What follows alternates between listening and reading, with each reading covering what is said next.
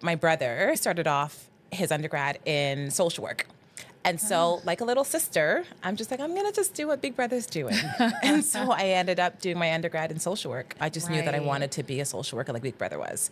So it wasn't until, I would say, my master's, and I think it was like a group therapy class that I was taking in my master's. And my professor, she was obviously a master's level social worker, but then she was also working in the hospital setting. It was that kind of like pushed me into finding out more about this, right? And her being a Black woman as well too inspired me. So I'm like, what is this? Mental health was not something that was in my vocabulary, but just hearing that prof talk about her experience in the clinical social work world piqued my interest.